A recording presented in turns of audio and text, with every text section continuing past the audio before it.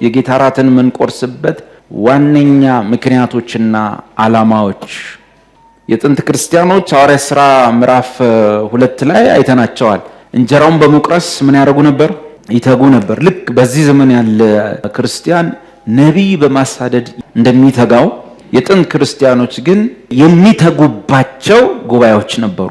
አንደኛው የሐዋርያት ትምህርት ጉባኤ ነው፣ ትምህርት ጉባኤ። ሁለተኛው ህብረት ነው፣ በሐዘን በደስታ ወዘተ። ሶስተኛው እንጀራውን በመቁረስ ነው። አራተኛው በእያንዳንዷ የጸሎት ፕሮግራም ይተጉ ነበር። ስለዚህ ከሚተጉባቸው ነገሮች ውስጥ አንዱ እንጀራውን መቁረስ ነው። መጽሐፍ እንደሚናገር በሐዋርያት ትምህርት፣ በህብረት እንጀራውን በመቁረስ በየጸሎቱም ይተጉ ነበር። ይህ የጥንቷ ቤተ ክርስቲያን አራቱ ጉባኤዎች የሚባሉ ናቸው። በዚህ ዘመን ለአራቱ ጉባኤዎች የተለያየ ቀን መድቦ ፕሮግራሞችን የማድረግ ነገር በአብዛኛው የለም፣ አይታየም። እነዚህ አራቱ ጉባኤዎች በወቅቱ በተለያዩ ቀናቶች ያደርጓቸው የነበሩ ናቸው። ከቤታቸው የሐዋርያት ትምህርትን ብቻ ለመካፈል ይመጣሉ። ከቤታቸው በህብረት ምክንያት ይመጣሉ። ከቤታቸው እንጀራውን ለመቁረስ ብቻ ይመጡ ነበር። ከቤታቸው ለጸሎት ፕሮግራም ብቻ ብለው ይመጡ ነበር በተለያዩ ጊዜያት። አሁን ዘመኑ ዘምኗል፣ ዘመናዊነቱም አለ፣ ካፒታሊዝም ነው፣ ሰው ለኢኮኖሚ ወደዛ የሚሮጥበት ነው። በሌሎች ቀናቶች እንደዛ ማድረግ የቸገረ ይመስላል። እሁድ ጠዋት ነው እንግዲህ ሁሉም ነገር አንድ ላይ ተጨፍልቆ የሚቀርበው። ሁሉም ነገር እሁድ ጠዋት፣ አምልኮም እሁድ ጠዋት ነው፣ የጌታ እራቱም እሁድ ጠዋት ነው፣ ሰይጣን ማስወጣቱም እሁድ ጠዋት ነው፣ ትንቢቱም እሁድ ጠዋት ነው። ሁሉም ነገር እሁድ ስለሆነ ድብልቅልቅ ብለዋል። እነዚህ ግን ራሳቸውን የቻሉ የጥንቷ ቤተ ክርስቲያን አራቱ ጉባኤዎች የምንላቸው ናቸው። ከዚህ ውስጥ አንዱ እንጀራውን በመቁረስ መትጋት ነው። ለምንድን ነው ክርስቲያኖቹ እንጀራውን በመቁረስ እንዲተጉ የተፈለገው? ጌታም ያዘዘው፣ ሐዋርያትም ደጋግመው ያስተማሩት። ልብ በሉ፣ ሐዋርያው ቅዱስ ጳውሎስ ከብዙ ዓመት በኋላ ነው ወደ ክርስትና የመጣው። ጌታ ኢየሱስ በምድር ላይ በነበረ ሰዓት ለሐዋርያቱ ለ12ቱ ሐዋርያት ይሁዳን አስወጡት፣ ለ11ዱ ሐዋርያት የጌታ እራትን ሥርዓት ደንግጎላቸዋል። ይህንንም ጽዋ በጠጣችሁ ጊዜ ሁሉ ለመታሰቢያ ያርጉት ብሎ እንደዛ ነግሯቸዋል። ይህን ሲነግራቸው ጳውሎስ የለም፣ ሳውል የለም። ምናልባት ዓመታት በኋላ ሳውል ወደ ክርስትና መጣና ሐዋርያ ተደረገ። ለአሕዛብ የጌታ እራት ሥርዓት ሲሰጥ አልነበረም። ግን በክብር ያረገው ጌታ፣ በአባቱ ቀኝ የተቀመጠው ኢየሱስ ለዚህ ቅዱስ እራት ሥርዓት ምን ያህል አሁንም ትኩረት እንደሰጠው፣ አሁንም ምን ያህል ጌታ በዚህ ነገር ደስ እንደሚሰኝ እናቀው እንድናደርግ፣ እኛም አሕዛቦች እንድናደርግ በኋላ ለመረጠው ለጳውሎስም ገለጠለት። የጌታ እራትን ሥርዓት ገለጠለት። አያችሁ፣ እነዛ 11 ሐዋርያት በኢየሩሳሌም ባለችው ቤተ ክርስቲያን ያን ሥርዓት ሰው እንዲተጋ ሲያደርጉ፣ ጳውሎስ ደግሞ በአሕዛብ አብያተ ክርስቲያናት ውስጥ አሕዛብ አማኞች በዚህ ጉዳይ እንዲተጉ ጌታ ፍላጎቱ መሆኑን የምታውቁት ለጳውሎስ ለራሱ ገለጠለት። እንዴት አድርገው መፈጸም እንደሚገባቸው፣ በዚህ ነገር መትጋት እንደሚገባቸው ለሐዋርያው ጳውሎስ ሲናገረው ጌታ ሲገልጥለት ጌታ ከጴጥሮስ አልተማረም፣ ከያዕቆብ አልተማረም፣ ከሌሎች ሐዋርያት አልተናገርም። እኔ ለእናንተ አሳልፌ የሰጠሁትን የጌታ እራት ትምህርት ማለት ነው፣ ሌሎችንም ወጎች፣ የቤተ ክርስቲያን ወጎች ማለት ነው፣ ከማን ተቀበልኩት አለ። አንደኛ ቆሮንቶስ ምዕራፍ 11 ላይ የጌታ እራትን ጳውሎስ ለአሕዛብ አብያተ ክርስቲያናት አፈጻጸሙን ሲደነግግ እንዲህ ነው ያለው። ቁጥር 23 ለእናንተ ደግሞ አሳልፌ የሰጠሁትን እኔ ከጌታ ተቀብያለሁና ጌታ ኢየሱስ አልፎ በተሰጠባት በዚያች ሌሊት እንጀራን አንስቶ አመሰገነ፣ ቆርሶም እንካችሁ ብሉ፣ ይህ ስለ እናንተ የሚሆን ሥጋዬ ነው፣ ይህን ለመታሰቢያ ያድርጉት አለ። ልክ የሆነ ነገር ለምሳሌ የኔ ፎቶ ቢሆን፣ ይሄ የኔ ፎቶ ቢሆን፣ ይሄ እዚህ ጋር የምታዩት እኔ ነኝ፣ ለመታሰቢያ ያድርጉት ስል ያ ነገር እኔ ነኝ ማለት አይደለም። ከኔ ጋር ህብረት ያለው እኔን የሚወክል ነገር ነው። ግን ስሰጥ ላንተ ይሄ ፎቶ ነው ብዬ አይደለም ሰጥ፣ የኔ ፎቶ ስለሆነ ምን እንላለን? ይሄኛው እኔ ነኝ፣ እንካ እኔ ነኝ እሺ እዚህ ጋር ያለሁት እና ለመታሰቢያ ያድርገው። ችግሩ ምንድነው? ያን ፎቶ ይዘህ ዴቭ ካልክ ትሳሳታለህ። ኖ ዴቭ በአካል ሌላ ቦታ ነው ያለው። ስለዚህ ለመታሰቢያው የምታደርገው ነገር ነው። ስንደርስበት እናያለን። አንዳንድ ሰዎች ስጋዬ ነው ሲል ቂጣው ቀጥታ ስጋ ነው ብለው ስለሚያምኑ በጣም ደጋግሞ ቁጭ ብሎ ማጥናት ይፈልጋል። ቁጭ ብሎ ጊዜ ሰጥቶ ነገሩን መመርመር ይፈልጋል። ቂጣው ኢየሱስ ሲሰጥ ቀጥታ ህብረት አለው ቀራንዮ ላይ አንዴ ከሚሰቀለው ስጋ ጋር። ጽዋውም ሲሰጠን ጌታ ቀጥታ ህብረት አለው ቀራንዮ ከሚፈሰው ደም ጋር ህብረት አለው። ገላጭ ነው።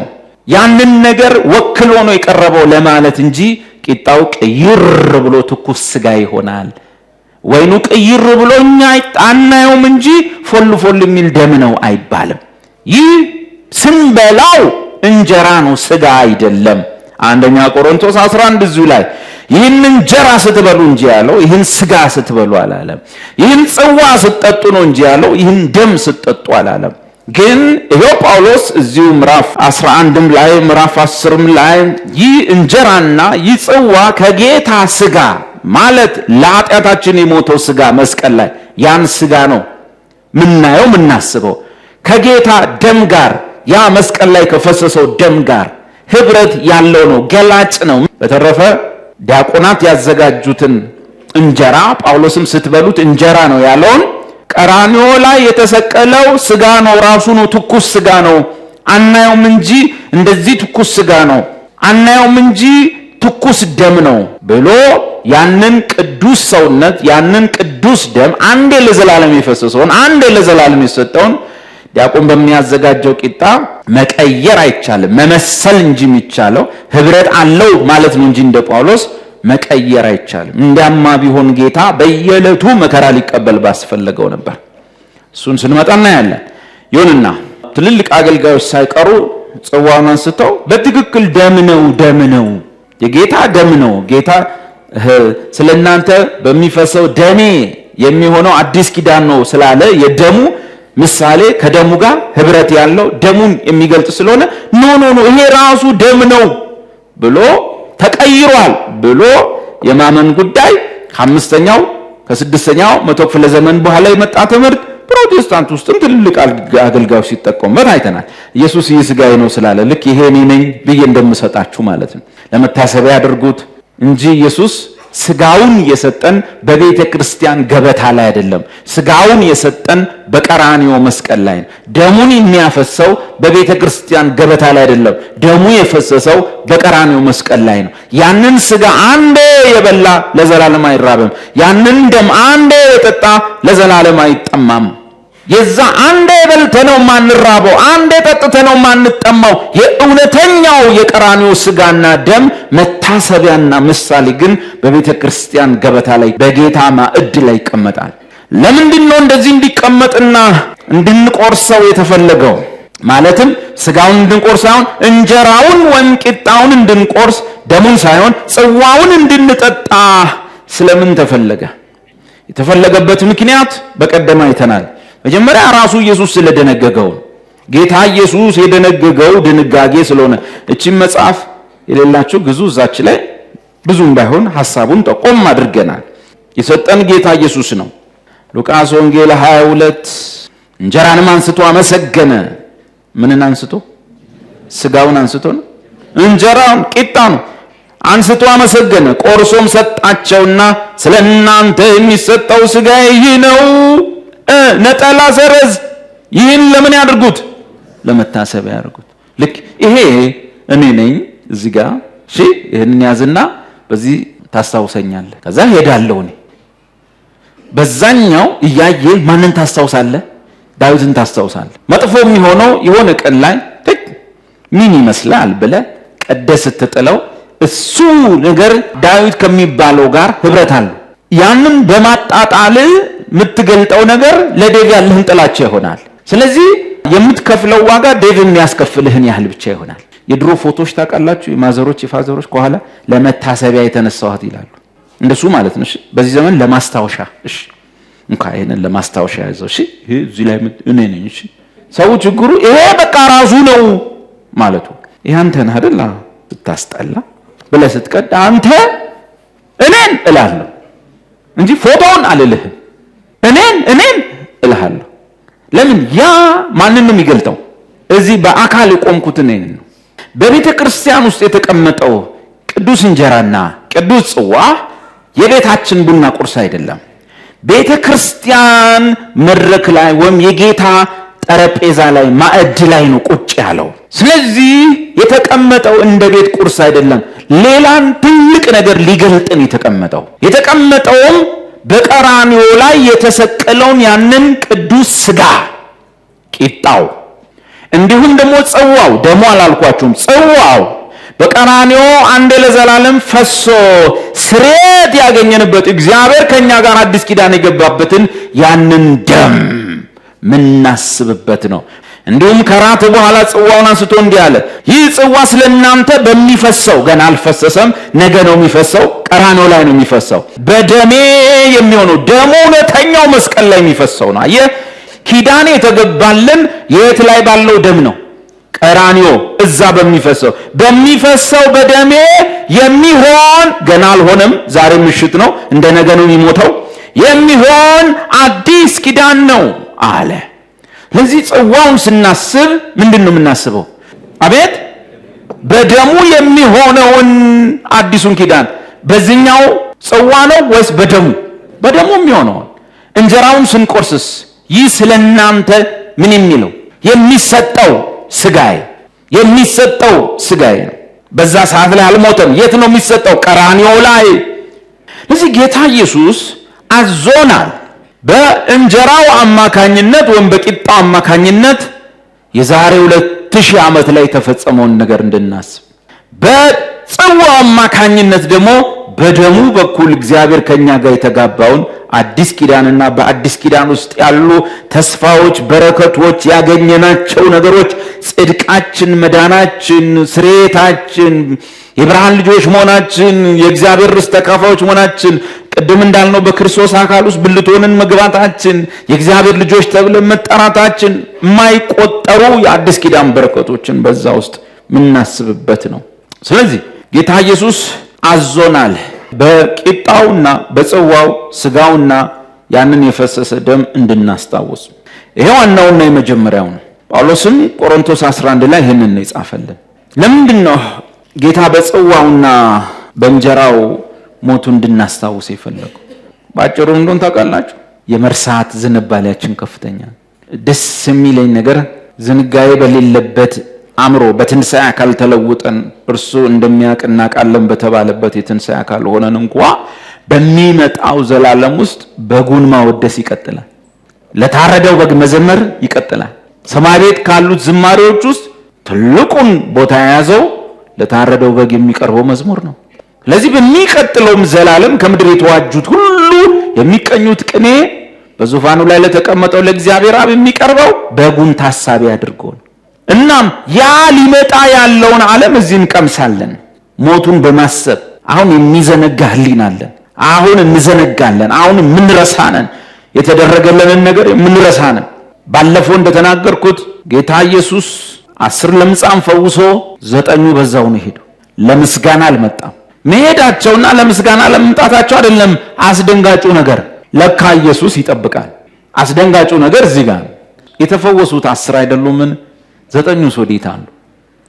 ላደረገልህ ነገር ያደረገልህን መርሳት፣ አድራጊውን መርሳት የለብህም። ለምስጋና መምጣት አለብህ። ነገር ግን ለኔና ለናንተ ጌታ ኢየሱስ ያደረገው ለምጽ የሚባል በሽታ በዚህ ዘመን የለም ይመስለኛል። ካለም አይዶን አላቅም። እኛ ሀገር ሰው ለምጽ የሚለው እንትን ነው፣ የሜላኒን እጥረት፣ ሰውነታችን ቀለም ያመርታል። ማምረት ሲያቆም ወደ ኖርማል ከለሩ ይመጣል። የኖርማል ከለሩ ነጭ ነው። የሁላችን የሰው ዘር ሁሉ አንድ ነው ቆዳው። ጥቁርም ሆንክ ምንም ሆንክ ያኔ ቀለም ማምረት ሲያቆም የአብዛኞቻችን ቀለም ማምረቻው ፋብሪካ ሲዳከም ጸጉራችን ነው መጥቆሩን ያቆማል እና ተፈጥሯዊ ወደሆነ ቀለሙ ወደ ነጭነት ይመጣል። ማምረቻው ሲቆም ነው። ታውቃላችሁ አይደል? ቆዳችንም ውስጥ ያሉ ከለሮች የሚወሰኑት ሜላኒን የሚባሉ ቀለም የሚያመርቱ ነገሮች አሉ። ሜላኒን ይባላሉ። እነዚህ መተው ቆዳችን ላይ ቀለም ይሰራሉ። ያንዳንዶቻችሁ በጣም ስለሚያመርቱ ጥቁር ናችሁ። ሜላኒን መመረት ሲያቆም ቆዳ እኛ ሀገር አንዳንድ ሰው ለምጽን የምንለው ነው። እሱ አይደለም ለምጽ፣ እሱ አይደለም ለምጽ። እኔ አይቻላቅም በዘመኔ ለምጽ የሚባል አይቻላቅም ግን መጽሐፍ ቅዱስ ላይ አለ ወይ ደግሞ የቆዳ ሆስፒታል የምትሰሩ ሰዎች ልታውቁት ይችላላችሁ በጣም ይቆስላል ፈሳሽ አለው ከእንደገና ደግሞ መጽሐፍ ቅዱሱ አስፈሪ ነው ቤቱ ሁሉ ለምጽ ያወጣል ቤቱ ሁሉ ለምጽ ሲመታው ቤቱ ይፍረስ ነው የሚለው መጽሐፍ ቅዱስ አፍርሱት ይላል እና በጣም ፈሳሽ አለው ወደ ውስጥ ጸጉሩን ተከትሎ የሚገባ ጥልቅ ፈሳሽና ሽታ አለ በጣም ከባድ ነው እኔ በህይወቴ አላቅም ሰው ቆዳው ነጭ ሲሆን እኛ ጋር ለምጽ ስለምንል ማለት ነው ለምጻም አይተን ስለማናቅ ይሄ ይሁን ብለን ነው እንግዲህ ነጫጭ ቆዳቸው ሲነጣ ይሄ ይሁን እንላለን ለምጽ አይቻላቅም ሐኪሞች ካያቸው አላቅም ትክክለኛ መጽሐፍ ቅዱስ ለምጽ ያ ነው እነዚህ ሰዎች ጌታ ከዛ ፈውሷቸው የመጣው አንዱ ጌታ ግን ይፈልጋል ዘጠኙስ ወዴት አሉ ኦኬ ጌታ ኢየሱስ የሰጠበት ትልቁ ምክንያት ስለኔና ስለናንተ ኃጢአታችንን ሁሉ በራሱ ላይ ተሸክሞ ኃጢአትን ሲሸከም ደግሞ ከአባቱ የሚደርስበትን ፊት መንሳት አስቦ ያንን ግን ይሁን እንዳንተ ፈቃድ ይሁን ብሎ ለምን ተውከኝ ብሎ እየጮኸ የእድሜ ዘመኔን ኃጢአት የባለፈውን ኃጢአቴን የዛሬውን መተላለፌን የነገውን ኃጢአት ድካም በአንድ ጊዜ መስቀል ላይ ይዞ ኢየሱስ ሲሰቃይ ምናልባት በማርቆስ አነጋገር ጠዋት 3 ሰዓት ላይ ሰቅለውታል እስከ 6 ሰዓት ጀምሮ ደግሞ እስከ 9 ሰዓት ገደማ በአባቱ ከ3 ሰዓት ከጠዋቱ እስከ 6 ሰዓት በጠላቶቹ በአይሁድ በሮማውያን ወታደሮች በቀሳውስቱ ስላቅ ሽሙጥ በሚስማር በሾህ ጌታ ከ3 ሰዓት እስከ 6 ሰዓት ገረፋው ማታን የተጀመረው ከተያዘበት ሰዓት ጀምሮ ፊቱን ያልመታው ያላላገጠበት በሩቅ ያልተፋበት ያልደረሰ ያልሰደበው ማንም የለም ማንን የክብርን ጌታ መጽሐፍ ምን ይላል አውቀውትስ ቢሆን የክብርን ጌታ ባልሰቀሉት ነበር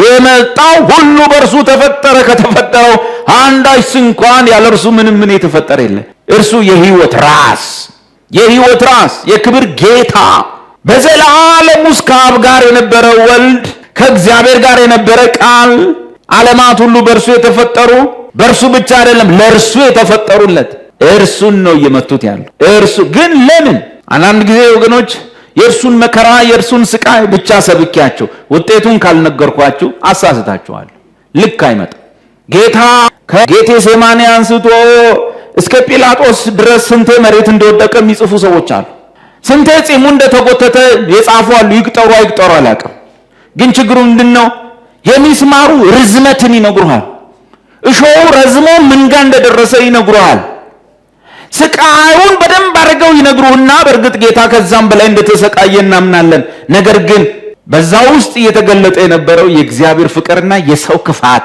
በአንድ ጊዜ እየተገለጠ እግዚአብሔር ለሰው ያለው ፍቅር ሰው ለእግዚአብሔር ያለው ጥላቻ እግዚአብሔር ሰዎችን ለማዳን የሚሄድበት መንገድ ሰዎች ብርሃንን የሚጠሉበት ነገር በአንድ ቀን እየተገለጠ ነው ያ መስቀል ብዙ ጉድ ነው የገለጠው የእግዚአብሔርም ልብ ተገለጠ ያን ቀን ከስር ልጁን ለሚሰቅሉ ለሚያሾፉ ለሚያላግጡ ወዘተ ልጁም ስለሚያውቅ የአብን ፕሮግራም አባቱ የሚያደርጉትን አያውቁምና ይቅር በላቸው ለመጀመሪያ ጊዜ እየተጠፈጠፈ እየተቀጠቀጠ ይሄን ያለ እግዚአብሔር ልጅ ብቻ ለምን ሲመጣም በዚሁ ምክንያት ዓላማው ስለሆነ ጴጥሮስ አትሙት ሲል ሂድ አንተ ሰይጣን የአባቴን ፈቃድ አታውቅም ብሎ የሞተ ጌታ እና ኢየሱስ ለቤዞት የባለፈው የዛሬ ኃጢአታችንን በአንድ መስዋዕት ጠርጎ ለማስወገድ በእግዚአብሔር ፊት ለዘላለም ፍጹማን ሆነን እንቆጠር ዘንድ የሄደበት መንገድ ከባድ መንገድ ነው ለጌትነቱ አይመጥንም ለእግዚአብሔር ልጅ በመሰረቱ እግዚአብሔር ሥጋ ሆኖ መምጣቱ ራሱ አይመጥነውም እዚህ ምድር ላይ መምጣቱ በራሱ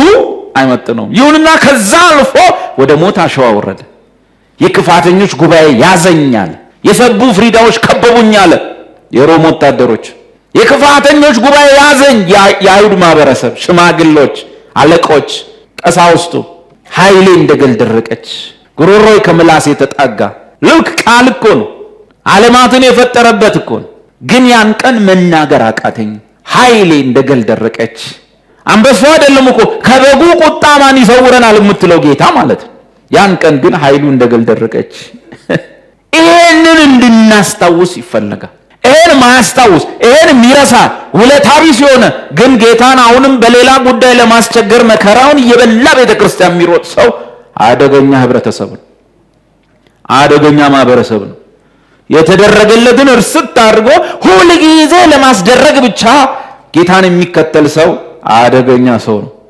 የመጨረሻዋ ዘመን ቤተክርስቲያን መልኳ ያን እየመሰለ የመጣ ይመስላል።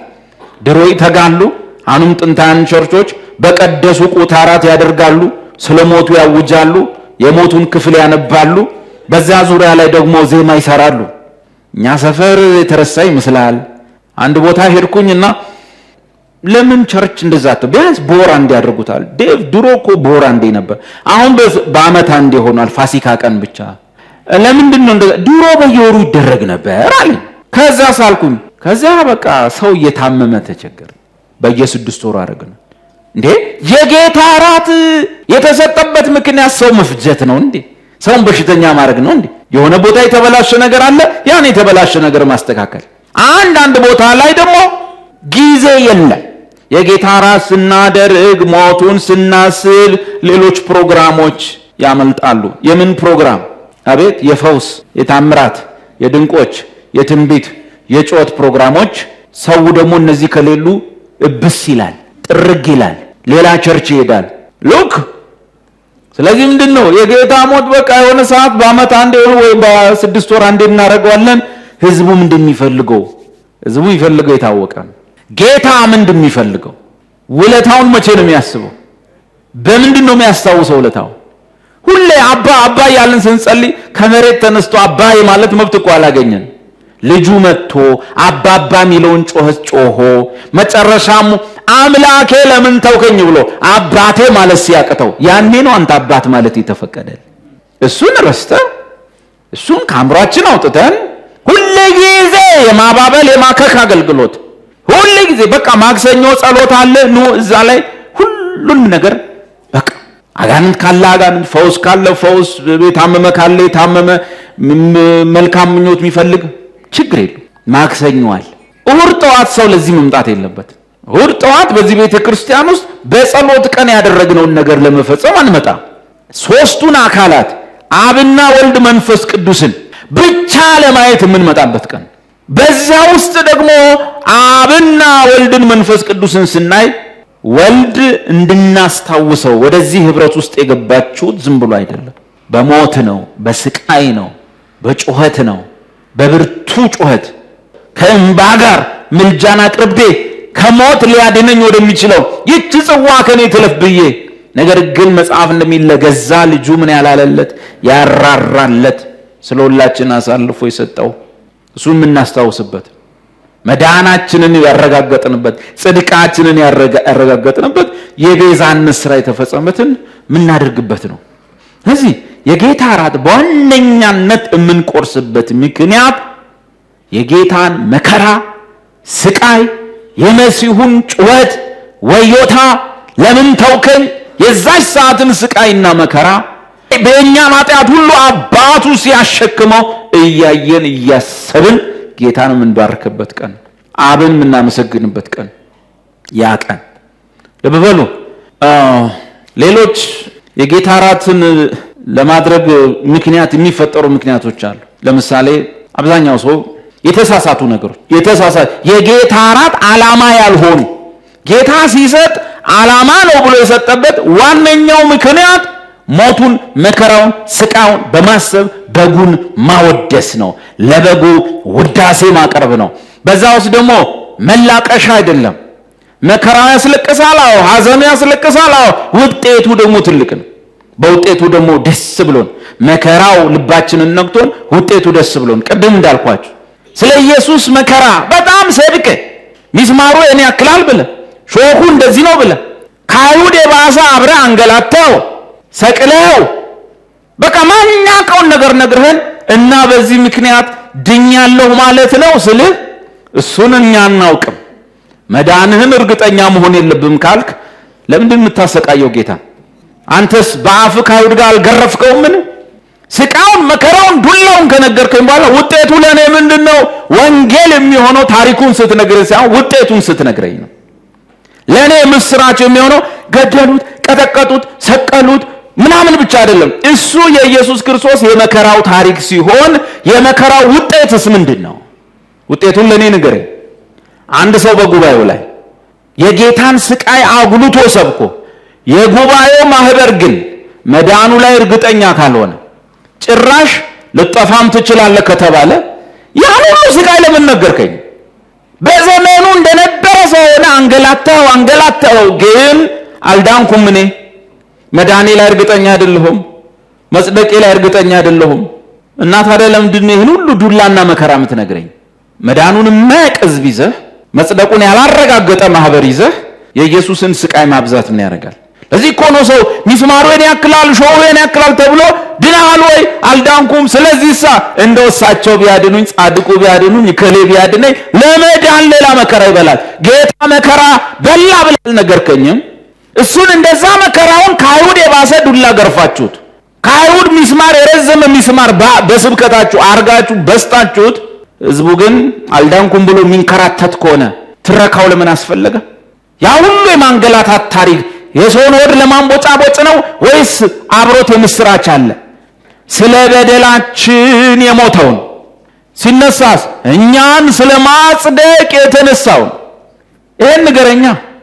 ስለ በደልን የሞተው ግን ስለተነሳ ለዘላለም ጸድቀሃል በለኛ። እኛን ስለ ማጽደቅ የተነሳውን ለምናምን እምነታችን ጽድቅ ሆኖ ይቆጠርልን ዘንድ አለው። አስራታችን አይደለም፣ በኩራታችን አይደለም፣ ለቤተ ክርስቲያን የምንሰጠው አገልግሎት አይደለም፣ ብር አይደለም። ትንሣኤው ጽድቅን አረጋግጧል። በመነሳቱ የዘላለምን ጽድቅ ተቀብያለሁ። ይሄን ምስራች ሳልቀበል የስቃዩን አይነት ስትነግረኝ ብትውል ዓላማው ምንድን ነው? ያስከው ሆድ ማንቦጫቦጭ ነው? አቤት የሰው ክፋት ወይ ብዬ እንድገባ ነው? ትርፉ ለኔ ምንድን ነው? ውጤቱን ንገረኝ። እንደዚህ የተሰቃየ መሲህ እኔን ለዘላለም ማዳን ካልቻለ ለምን ታንከራትተዋለህ? ለምን ታሰቃየዋለህ? ለምን አብረህ ከአይሁድ ጋር ታንገላተዋለህ? ወገኖቼ ኢየሱስ ክርስቶስ እንደ እነከሌ 7 ጊዜ ተቆርጦ 7 ጊዜ ተፈሽቶ አንልም። መከራ ተቀብሏል። እነከሌ 7 ቢፈጩም ሰዎች በመከራ በስቃይ ለወንጌል ቢያልፉም በእሳት ቢሰጡም ሰው ከኃጢአቱ የተነሳ ከወደቀውም ተፈጥሮ የተነሳ መከራ ቢያገኘውም ለሰው ይመጥነዋል። የእግዚአብሔር ልጅ ግን ስቃዩ አይደለም፣ ጥፊው አይደለም፣ ስድቡ አይደለም፣ እዚህ ምድር መምጣቱ ራሱ አይመጥነው። ያ ራሱ ስቃዩ ነው።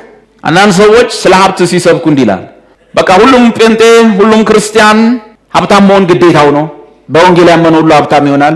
ምን ነው ጌታ ቤት እንኳን የለውም ስትል እናንተ ምን ነካ? እሱ እኮ እንደዚህ ነው፣ ከፈለገ ከአሳ ውስጥ 2 ብር አውጥቶ ይከፍላል። ኢየሱስ አንድ እንኳን ቸግሮት አያውቅም። ሃሌሉያ። ኦኬ ልክ ነው። ኢየሱስ ስለ እግዚአብሔር ብሎ ለምኖ አያውቅም። ልንገርህ፣ ኢየሱስ እዚህ ምድር ላይ ያለ ሚሊየን ቢሊየን ሀብት የሱ ቢሆንም እዚህ ምድር ላይ እሱ ድሃ ነው። አባቱ ዘንድ ካለው ሀብት አባቱ ዘንድ ከነበረው ክብር ጋር ሲታይ ኢየሱስ ሰይጣን ያቀረበለት ነገር ዞር በላል። ለእርሱ ድህነት የአባቱን ክብር በአባቱ ዘንድ ያለውን ስፍራና ክብር ከአብ ጋር መተካከልን መቀማት እንደሚገባ ነገር ሳይቆጥር የባሪያ መልክ መያዙ ለሱ ውርደቱን ተው፣ ጥፊው ተው፣ ዱላው። እዚህ እኔ ጌታ ይህንን ነገር ሆኗል። ስለኔና ስለናንተ ስቃይን ተቀብሏል። መሲሁን በየመንገዱ አንገላተውታል፣ አሰቃይተውታል። ይህንን እንድናስብ እንድናስታውስ የጌታ ራስ ስራት ተሰጠን። ሁሌ ውለታ ቢስ እንዳንነው፣ እርስት አድርገን ድሮም እንዲሁ የጸደቀን እንዳይመስለን። እንደ አባባ ስንል ስንወለድም ጀምሮ ከእናት ማፀን እግዚአብሔር አባታችን እየመሰለን እንዳንቆይ የተፈጸመ የቤዞ ስራ አለ፣ የማዳን ስራ አለ። ያን እንድናስታውስ ተፈልጓል። ለዚህ 9ኙስ ወዴት አሉ እንዳትባሉ፣ ያዳንኩት ሁሉንም ነው፣ የተሰቃየሁት ለሁሉም ነው፣ ስቃይ የበላሁት የተዋረድኩት ለሁሉም ነው። ከነሱ ጋር እራት ልቆርስ ስፈልግ እንጀራውን መቆረስ ስፈልግ ግን 9ኙ የሉም። ሌሎችስ?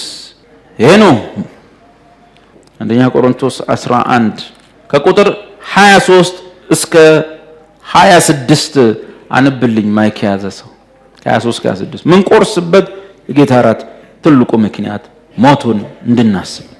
ለእናንተ ደግሞ አሳልፌ የሰጠሁትን እኔ ከጌታ ተቀብያለሁና ጌታ ኢየሱስ አልፎ በተሰጠበት በዚያች ሌሊት እንጀራን አንስቶ አመሰገነ፣ ቆርሶም እንካችሁ ብሉ፣ ይህ ስለ እናንተ የሚሆን ሥጋዬ ነው፣ ይህን ለመታሰቢያዬ አድርጉት አለ።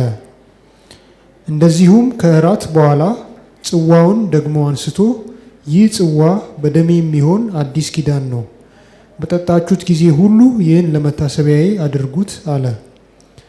ይህን እንጀራ በበላችሁ ጊዜ ሁሉ ይህንም ጽዋ በጠጣችሁ ጊዜ ሁሉ ጌታ እስኪመጣ ድረስ ሞቱን ትናገራላችሁና። ማን እስኪመጣ? ያው ቦታው ላይ እናየዋለን። እስከ መቼ ነው የምንቆርሰው የሚለውን ማለት ነው። እዛው ጋር እናየዋለን። ያም ሆነ ኢየሱስ አንስቶ ቂጣውን ምን አደረገ? ይህ ስለናንተ የሚሰጠው ገና አልተሰጠም። እሺ ያ ስጋው አይደለም የሚሰጠው ስጋዬ፣ ይህንን ለመታሰቢያ ያድርጉት ብሎ ሰጠ። እንዲሁም ከራት በኋላ ደግሞ ጽዋውን አነሳና ይህ ስለናንተ በሚፈሰው ደሜ፣ ገና አልፈሰሰም ደግሞ በሚፈሰው ደሜ፣ እውነተኛው ደሜ ያ ነው፣ እውነተኛው ስጋ ያ ነው፣ በሚፈሰው ደሜ የሚሆነው አዲስ ኪዳን ነው። ይህንን በጠጣችሁት ጊዜ ሁሉ ለምን ያድርጉት? ለመታሰቢያ ያድርጉት። ምኑን ነው የምናስበው? በእንጀራው በቂጣው ምን እናስባለን? ኢየሱስ በስጋው የተቀበለውን ስቃይ መከራ፣ በዛ የኔ ኃጢአት እርሱ ላይ ወድቆ ያለው። ከዛ ደግሞ ጽዋውን ሳይና ጽዋውን ስጠጣ ደግሞ ምን አስባለሁ? እግዚአብሔር በኢየሱስ ደም አማካኝነት ከኔ ጋር ያደረገውን ምን አቤት አዲስ ኪዳን በምኑ የተፈጸመ? በጽዋው ነው በደሙ? በደሙ የተፈጸመውን አዲስ ኪዳን ምን ባርኩ ቁጥር? ይህንን ደም በጠጣው ቁጥር ይህንን ምን ጽዋ እናንበው ቁጥር 25 እንዲሁም ከራት በኋላ ጽዋውን ደግሞ አንስቶ ይህ ጽዋ በደሜ የሚሆን ገና አልሆነም አዲስ ኪዳን በጠጣችሁት ጊዜ ሁሉ ይህን ለመታሰቢያ አድርጉት። ቀጥሎ ያለው ንባብ ቁጥር 26 ይህንን ስጋ በበላችሁ ጊዜ ሁሉ አይልም። ስንበላው ምንድነው? እንጀራ ብሏል ጳውሎስ። እንጀራ ካለው ፓስተርህ ስጋ ሊልህ አይችልም። ስንበላው እንጀራ ነው።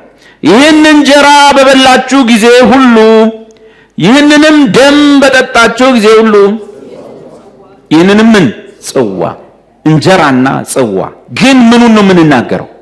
ሞቱን የምንናገርበት ነው። ይህ እንጀራ ከምን ጋር ህብረት አለው? እናን በዚሁ አንደኛ ቆሮንቶስ 10:14 ስለዚህ ወዳጆቼ ሆይ ጣዖትን ከማምለክ ሽሹ። ሴፓሬሽን ነው፣ ከቆሮንቶሳዊ ህይወት መለየት ነው። ልባሞች እንደመሆናችሁ ላለው በሚለው ነገር እናንተ ፍረዱ። የምንባርከው ደም ይላል አይልም? ምንድን የሚለው? የምንባርከው የበረከት ጽዋ ከክርስቶስ ደም ጋር የበረከት ጽዋ ከክርስቶስ ደም ጋር ምን አለው? ህብረት አለው። ቸርች የጌታ ማዕድ ላይ ተቀምጧል። ይሄ ነገር እዚህ ስትመጣ ስታየው ዓላማው ቡና ቁርስ አይደለም፣ ከሆነ ነገር ጋር ነው ሚነካካው። ግን ምንድነው የሚለው? ደም ነው ጽዋ። ይህ ጽዋ ከክርስቶስ ደም ጋር ህብረት ያለው አይደለምን? የምንቆርሰው ስጋ ራይልም የምንቆርሰው እንጀራ ከክርስቶስ ስጋ ጋር ህብረት ያለው አይደለምን? ኦኬ። በቤተ ክርስቲያን በክርስቶስ ገበታ ላይ የሚቀመጠው እንጀራ እና ጽዋ ከጌታ ስጋና ደም ጋር ምን አለው? ህብረት አለው። ዝም ብሎ ተመቶ ማይቆረሰው ለዛ ነው። እንዴት እንቁረስ የሚለውን ስንደርስ ስለምናይ እሱን ከተማርን በኋላ የማይቆርስ ሰው መኖር የለበትም። ከዚህ የተነሳ ወገኖቼ አንዳንድ ጊዜ ኢየሱስ የሰጠበት ዋነኛ ዓላማ በስጋው በኩል የተፈጸመልንን በደሙ በኩል የተፈጸመልንን መዳንና ኪዳን ማሰብ ሳይሆን በዋነኛነት የጌታ እራትን ፈጽሞ መጽሐፍ ቅዱስ ውስጥ ባልተጻፈበት ዓላማ መፈጸምም ይታያል። ለምሳሌ የጌታ እራትን ለፈውስ እግዚአብሔር በጌታ እራት በኩል ሰው ሊፈውስ ይችላል፣ መብቱ ነው። ሊፈውስ ይችላል። በጳውሎስ ጨርቅ ፈውሷል፣ በጴጥሮስ ጥላ ፈውሷል። ጌታ በፈለገው ነገር መፈወስ መብቱ ነው። በሰሊሆም ውሃ ፈውሷል። በፈለገ ቁስ ጌታ ሊፈውስ ይችላል። ነገር ግን ጌታ እራቱን የሰጠን ለፈውስ አይደለም። 100% ስሙ። ዋናውን ዓላማ ትቶ አሁንም የመጠቀም ጉዳይ ሞቱን ማሰብና ስቃውን ማሰብ ማሰላሰል ትቶ በዚህም እንኳን በጌታ እራት እንኳን የስጋን ህይወት ለመግፋት መሞከር። እንዲህ በጨርቅ የተፈወሳችሁት፣ በዘይት የተፈወሳችሁት፣ በጥላ የተፈወሳችሁት አይበቃችሁም ወይ? ሲፈልግ ይፈውስ በጌታ እራት። ጌታ ግን ራቱን የሰጠው ለፈውስ አይደለም፣ ለስጋ ፈውስ አይደለም፣ እድሜ ለማርዘማም አይደለም። በአንዳንድ ቦታዎች ላይ አሮጊቶች በቃ አልጋ ላይ ወድቀው ሲቀሩ እስቲ ይቁረሱ፣ ከዛስ ይለይላቸዋል፣ ወይ ሞታሉ ይድናል። አየ ወይ መፈወሻ ነው ወይ መግደያ ነው። የለም አልተጻፈም። ዝም ስንባል መዓት ነገር ነው እንዘባረቀው። የትኛው ሰው ነው በዛ እንጀራና በዛ ጽዋ መጽሐፉ የሚለው ይሄን እንጀራ ስትቆርሱ ይሄን ጽዋ ስትጠጡ ኩላሊት ይድናል፣ ጨጓራ ይፈወሳል አላለም። ያለው ምንድነው? ሞቱን ትናገራላችሁ። ሞቱን ረስተህ ላለመሞት ምትበላ ሆነ ብለህ ከቤት እናቴ በጌታ እራት ውስጥ እኮ ፈውስ አለ ብለህ የምትመጣ ሰው እግዚአብሔር በፈለገው ነገር የፈለገውን የመስራት ሉዓላዊ መብት አለ። ጌታ እራትም ስትቆርስ ልትድን ትችላለህ፣ ልትፈወስ ትችላለህ። እያልኩ ያለው ግን አንተ የጌታ እራት የተሰጠበት ዓላማ ፈውስ ነው ብለህ መጥተህ ሞቱን ማሰብ ትተህ ለኩላሊት የጌታ እራት የምትቆርስ ሰው፣ ለጨጓራ የጌታ እራት የምትቆርስ ሰው የት ነው የተማርከው? ከየት ነው ያገኘው? አንዳንዶች ቢዝነሳቸውን ለመባረክ የገጠመኝ ነገር ስለሆነ በአንድ ቤተ ክርስቲያን ውስጥ ታደላቸው። ቪንቶን በዋቅጥ ነው ጠብጠብ አድርገው ይሄዳሉ። አገኘሁት። ወዴት ነው የምትሄደው? እንደዚህ ነው። ምንድነው? እርጩ ተብለን ይሄ ጌታ ደም ነው፣ ስለዚህ እርጩ ተብለን እሱን ካገኘሁት በኋላ አንዲት እህት ምን ተብላ? ሱቋ ላይ እርጪ ተብላ ማለት ዛሬ ጌታ እራት ስርዓት ነበረን። ይሄንን ወስዳችሁ ፓስተሬ እርጭ ብሎኛል፣ ሱቅ ላይ እርጭ ብሎኛል፣ ገበያ ላይ አልተሰጠም። እውነት ማውረድ ነው። ይሄንን ታላቅ ወግ ይሄን ታላቅ ስርዓት አውርደ ሪቹዋል ከጥንቆላ ጋር ተመሳሳይ ደብተራ ከሚሰጥ የሚረጫጭ ነገር ጋር ተመሳሳይ ልዩነቱ በኢየሱስ ስም መፈጸሙ። ይሄን ጠዋት ወስደሽ ሱቅሽ ውስጥ ወፍ ሳይጮህ ወይም ዶሮ ሳይጮህ ወይም ምን ሳይል ወስደሽ ግቢ ውስጥ እርጪው። መደርደሪያው ላይ እርጪው ከሚለው ሰው ያልተለየ ነው። ይሄን መሰለ ቅዱስ ሥርዓት ቅዱስ መታሰቢያ ሞቱን እያሰብን ሳለ ኃይሌ እንደግል ደረቀ፣ ጉሮሮዬ ከምላስ የተጣጋ ያለ ስቃዩን እያሰብን ይሄን እያሰብን እያለ ሰፈር ለከፈታችሁት አቦለር ለምትሸጡበት ሱቅ በሃይላንድ ይዞ ሄዶ እርጩ ተብያለሁ ብሎ የመረጫጨት ስራ ሪቹዋሊዝም ከባዕድ እምነት ጋር ተመሳሳይ ነው።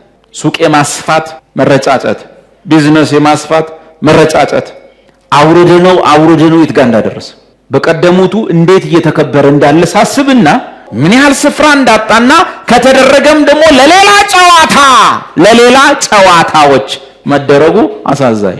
ለቲያትሮች ማሞቂያ፣ ቸርች ማድመቂያ። አንድ ቦታ ደግሞ አየሁ። እኔ ልሰብክበት የሄድኩበት ቦታ ነው፣ የሰርግ ቦታ ነው። ሰርግ ላይ እዛ ላይ ደግሞ ሁለቱ ሙሽሮችን ለማጋቢያ ፈረንጅ ሻምፓኝ እንደሚያደርገው አስነሳቸው ፓስተሩ።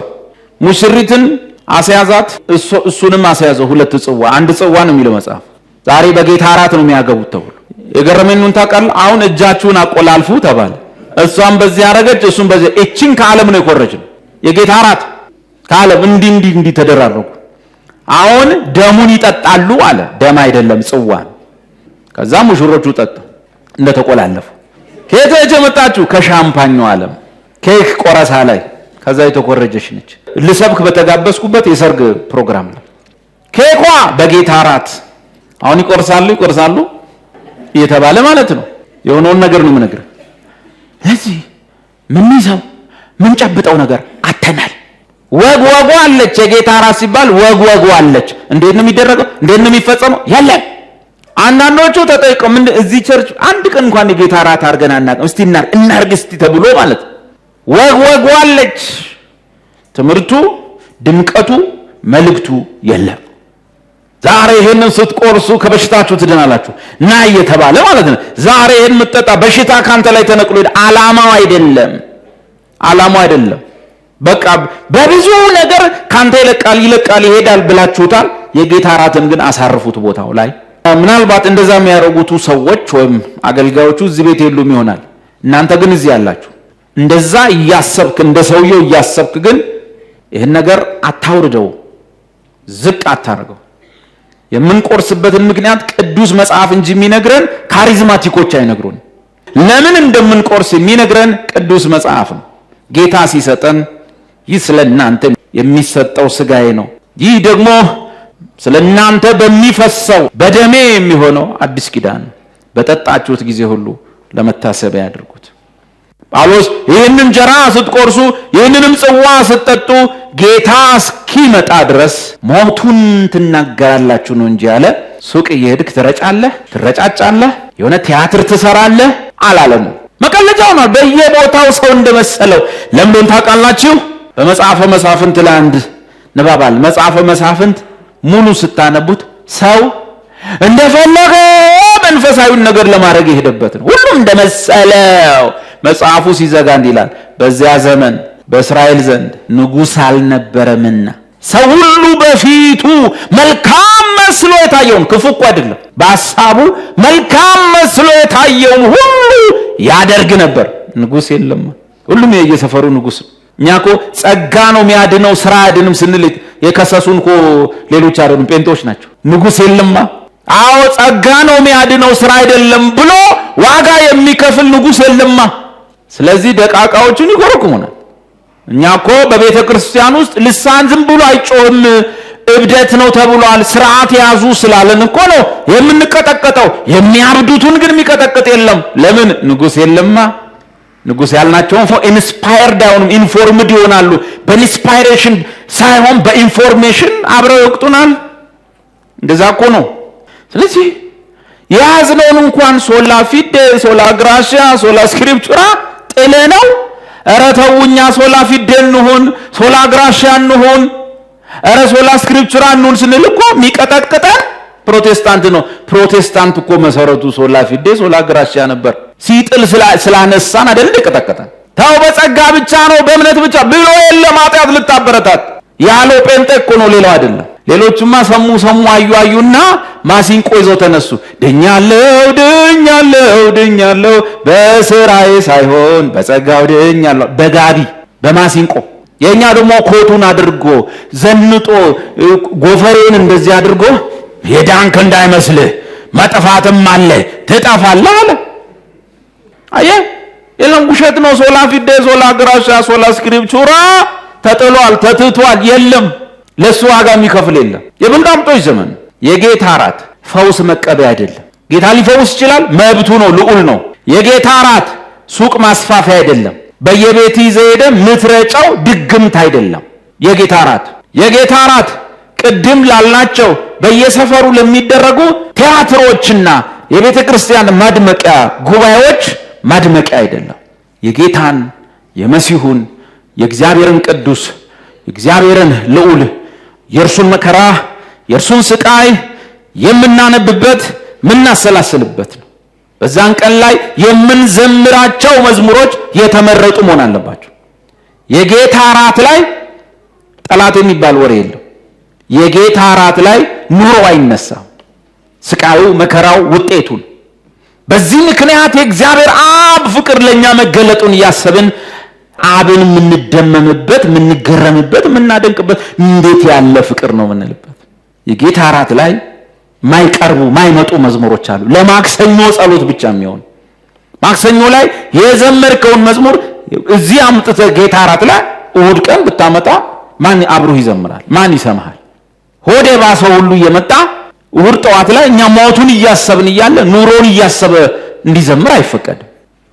ሆዴ ያልባሰው ሰው የለም። በቃ አምነህ አፍሪካ ውስጥ ነው ያለው፣ ቀንዱ ላይ ነው ያለው፣ ቀንዱ ላይ ነው ያለው። ስለዚህ ሞቱን አስብ፣ መከራውን አስብ፣ ስቃዩን አስብ። ካንተ ሞት ይልቅ አሳዛኙና ከባዱ ሞት የመሲሁ ነበር።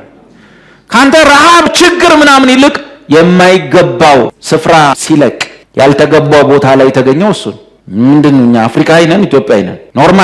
ኖርማል መቸገር ኖርማል፣ ትንሽ መራብ ኖርማል ነው። ምንድነው? ለሱ ነው የተጻፈ። ተጠማሁ አለ።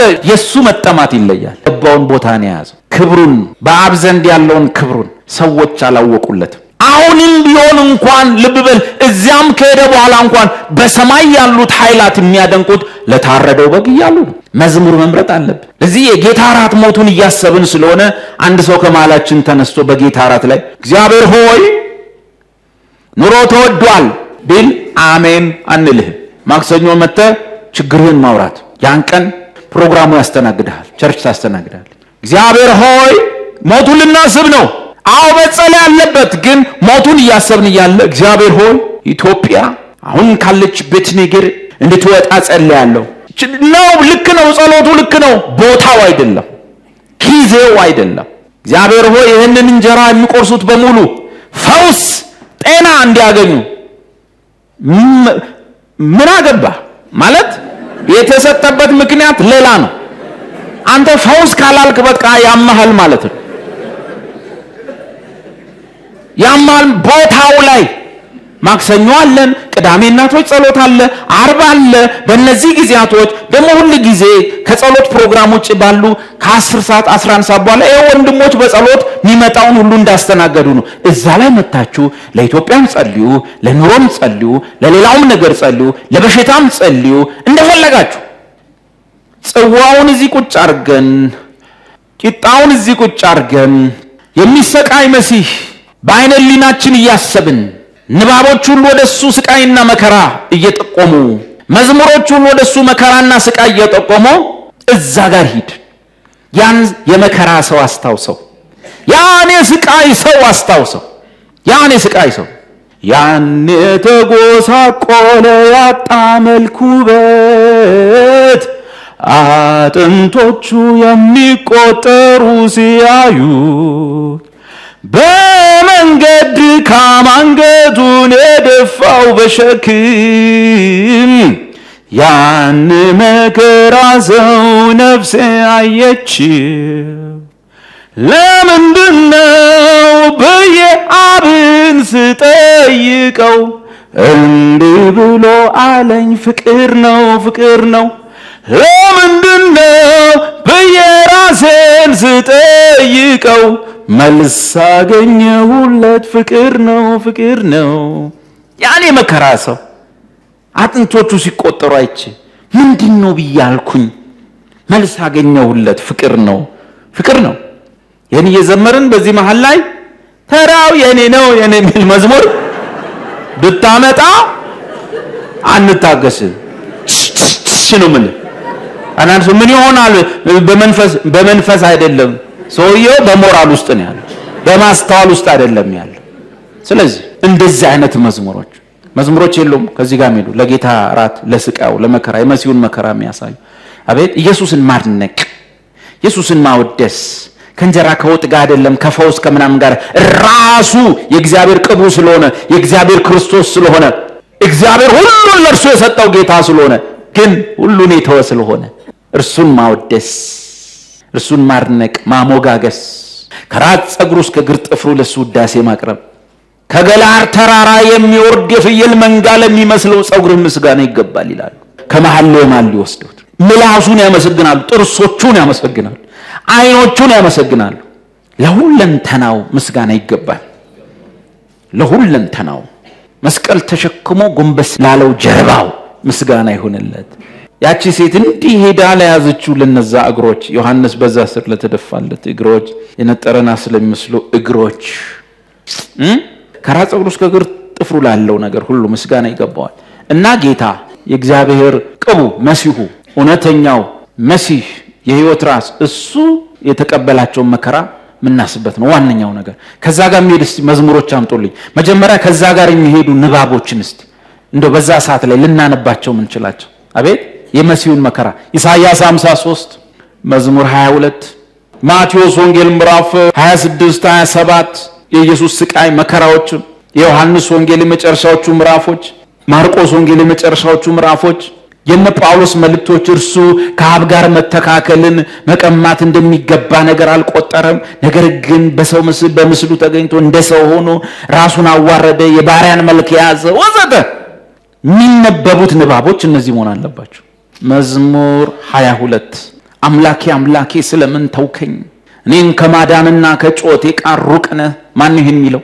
ኢየሱስ በዳዊት አፍ ሆኖ ገና መከራው ሳይመጣ ሳይወለድ ዳዊት ነብይ ስለሆነ አምላኬ በቀን ወደ አንተ እጠራለሁ፣ በሌሊት እንኳን እረፍት የለኝም ኢየሱስ ይጸልይ ያለ አባቱ ፊት የሚጸልዩ።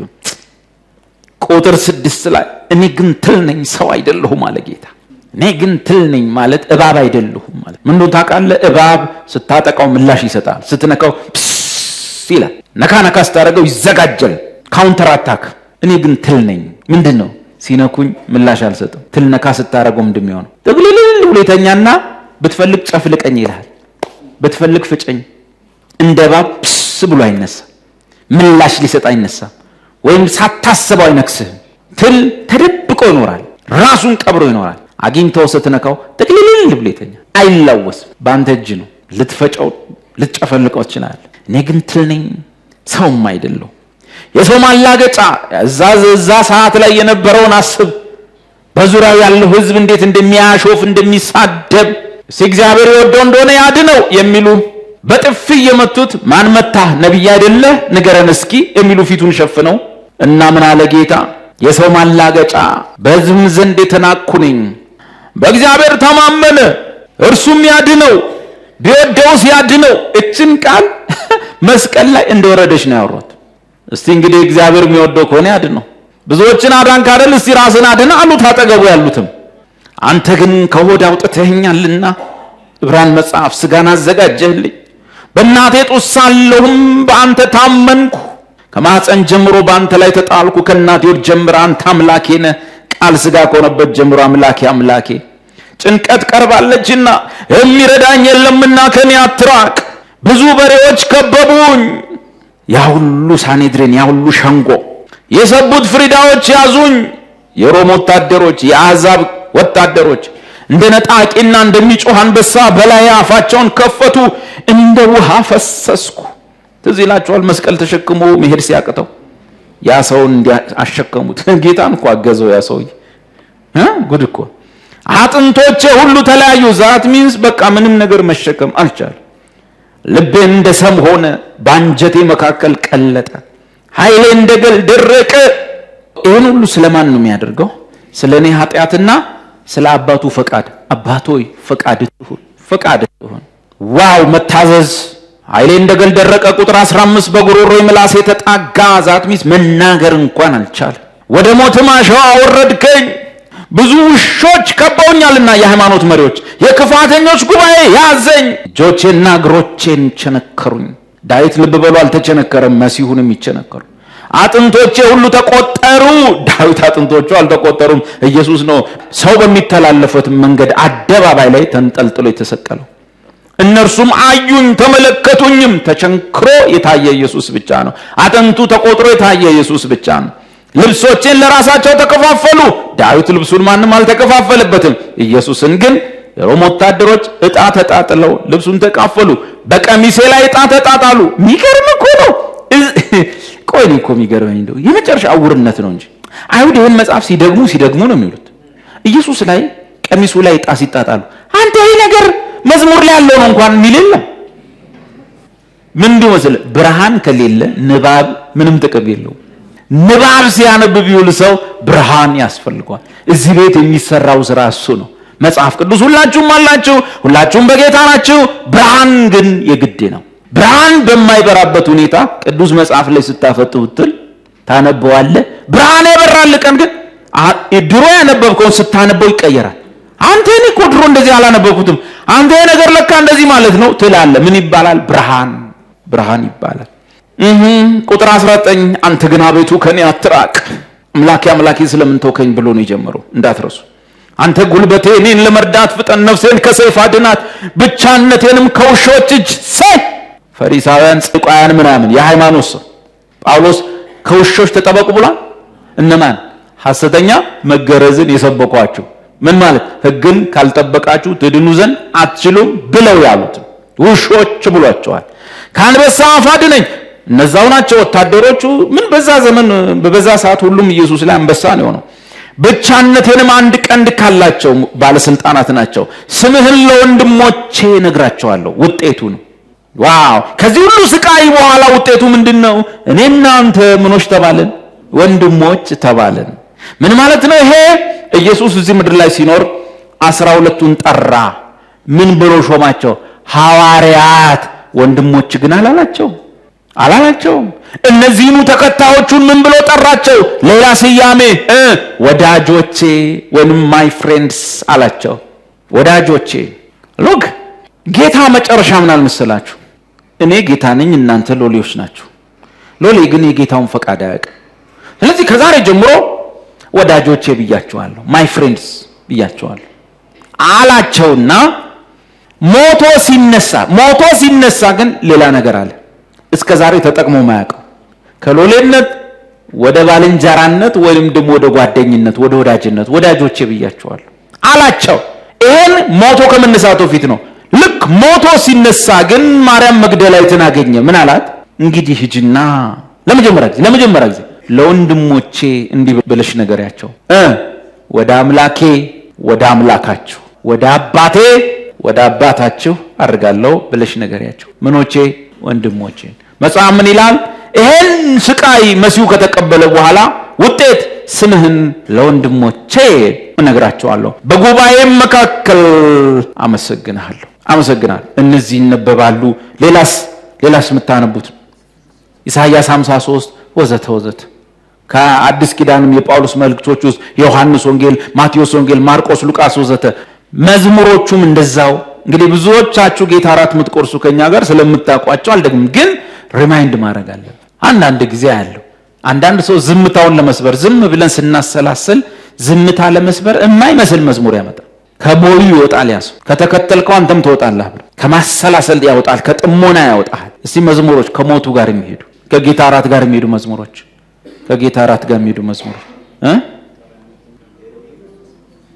ኤሎሄ ላማ ሰበቅታኒ እስክትል የተሰቃየኸው ስለኔ እሞት ልታድነኝ የበዛ የመስቀል ጣርህ ስለኔ የከፈልከው ዋጋ መታሰቢያ ላድርግ እስኪ ዛሬ ልሰጥ ሐሳብ አይኖረኝም ላክብር በፊት እኔኑ ፍለጋ አመፀኛውን ሰው ተዋረድክ ኢየሱስ ክብር እንደሌለው እኔን ግን ከውርደት ከማጣ ወጣኸኝ ተመስገን በልፋት በጣር የወለድከኝ ኤሎሄ ላማ ሰበቅታኒ። እሺ ሌላስ መዝሙር ለኔ ነው መንከራተት መስቀል ተሸክመ መውረድ ያኔ የደም ላብ ያላብ ፍቅር ነው እንዲያስጨነቅ ውለታን አስታውሳለሁ ፈቅጄ አመልክሃለሁ ባለ ውለታዬ ጌታዬ የእግዚአብሔር ልጅ ኢየሱስ መድኔ ቅዱስ ስምህን ባርካለሁ ውለታህን ሌላስ ኮብልላ ነበረች ነፍሴ ከእግዚአብሔር መንገድ በጣም የበደልኩኝ ኃጢአተኛም ነበር ግን አምላኬ ከላይ ፍቅሩን ሰጠኝ ሰላም ልጁን ለኔ ልኮ አወጣኝ ደሙን ለኔ አፍስሶ አዳነኝ ደሙን ለኔ አፍስሶ አዳነኝ የማረባም ብሆን አምላኬን የማላውቅ ልጁን ለኔ ልኮ አወጣኝ። ሌላስ? እነዚህ ብቻ ነው። ሌላ ጎልጎታ ትመስክር ቀራንዮ ትናገር የጌታዬን ጣሩን ያኳኋኑን ነገር ከዚህስ የሚበልጥ ፍቅር የለም ከጌታ የሚበልጥ ፍቅር የለም እንዴት እንዲወደኝ እኔ የማውቀው ተወጋ ጎኑን ቁስሉን ሳየው ነው የጌታዬን ፍቅሩን ምን ይመጥነዋል? ከምንም ከማንም ከሁሉ ይበልጣል። ሌላስ? ተጨነቀ፣ ተሰቃየ፣ አፉን አልከፈተም፣ ዝም አለ። ታረደ እንደ በግ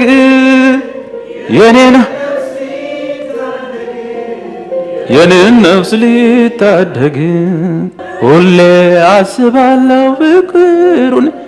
ቆንጆ ነው። እንደዚህ ያለን የሚጨርሰው እንጀራ በወጥ የለበትም። እሺ ሌላስ?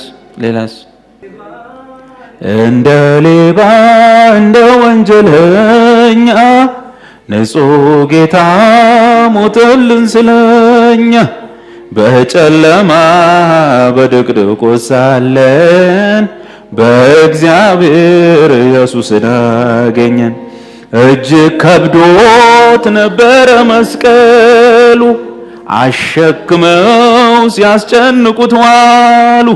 ለዓለም ኃጢአት ኢየሱስ ተመታ፣ በመስቀል ሞት በርባን እንዲፈታ። ለዓለም ኃጢአት ኢየሱስ ተመታ፣ በመስቀል ሞት እኔ እንድፈታ ሚለው የደሙ ላብ ያለ ዋጋ አልቀረም። ንጹሕ ደሙ ክቡር ደሙ እንደ እንስሳት አይደለም። ክቡር ማንጻት አለው ለእኔም ላንተም። ይገርም እኮ ነው የድሮኖስ። ሌላስ? እዩት ኢየሱስን መስቀሉ ማማሩ፣ ለተመራመረው ብዙ ነው ምስጢሩ። ሲሰድቡት ሲወቅሱ ሲያላግጡበት ምንም አላገኙም በእሱ ዘንድ ስተት። ቆንጆ ነው። ሌላስ? እስቲ እንዴት ነበር ዜማው? ደሙ እንደ ውሃ ፈሰሰ የጌታ በጅራፍ ተገረፈ።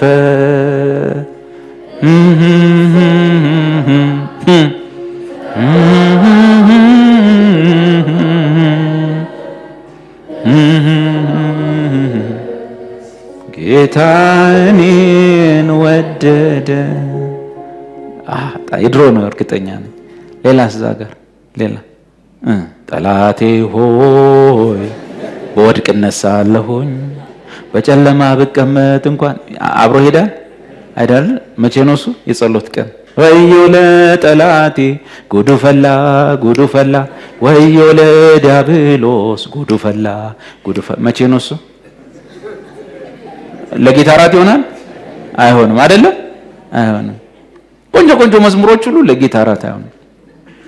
አምላካችን መጠጊያችንና ኃይላችን ነው፣ ባገኘን መወደው መዝሙር ነው። በታላቅ መከራ ረዳታችን ኦሆ ረዳት። ቆንጆ መዝሙር ነው፣ ግን ለጌታ እራት አይሆንም። ለጌታ እራት የሚሆኑ መዝሙሮች የተመረጡ ናቸው። ጸጋ፣ ምሕረት፣ ሰላም ለሁላችን ይሁን። ነገ ሁለተኛውን የምንቆርስበትን ምክንያት እናነሳለን። ታንኪዩ ፋዘር፣ ተመስገን።